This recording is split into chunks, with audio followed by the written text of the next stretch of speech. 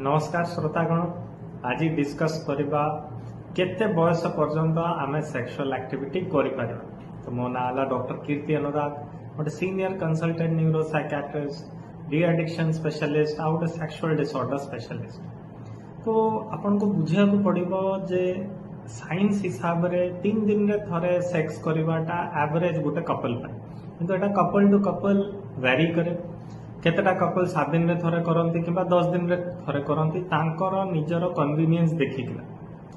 अभी एंड्रोपोज आ menopause आगुरु sexual activity आ ता परे सेक्सुअल एक्टिविटी भितर फरक आसे। मेनोपोज माने कोन आपन को बुझिया को पड़िबो 38 बयस परे फीमेल मानकर हार्मोन्स गुडा कमी कमी जाए, तांकर बोन डेंसिटी कमी जाए, तांको सेक्स करिया पे इच्छा आसेनी, जोनी रे ड्राइनेस आसे आ सेक्स कला को पेन आ 45 रु 50 वर्ष भितर कंप्लीटली मेनोपोज हो जाए।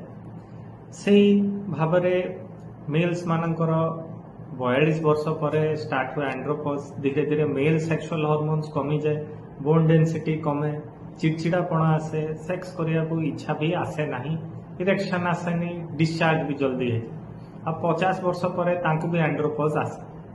तो एंड्रोपोज मेनोपोज आगुरु 3 दिन रे प्राय थरे गोटे कपल करती। द्वितीय जिनस हुए कि आपणकर एंड्रोपोज और मेनोपोज पर 7 दिन किंबा 10 दिन रे थरे थरे सेक्सुअल एक्टिविटी करती।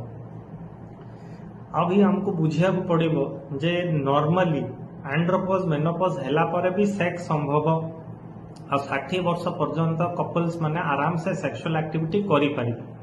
तो एबनॉर्मल कौन? एबनॉर्मल हैला जदि एंड्रोपोज किंबा मेनोपोज आगुरु सेक्स करिवार फ्रीक्वेंसी किंबा इच्छा पूर्ण भाव में पळे जाउची कि हेई परनी, किंबा एंड्रोपोज आ मेनोपोज पर हठात किना सेक्स पर इच्छा बहुत बेसी बढ़ी जाउची को गोटे पार्टनर रे सबु दिन सेक्स करिया पय चाहूची, ताले एटा भी एबनॉर्मल। तो जदि एमती असुविधा देखुचंती तो निश्चित भाव में स्पेशलिस्ट परामर्श नियंतु किंबा आमको संपर्क करंतु, ताहले आमे ठीक भाव में आपनको एडवाइस दे परिबु।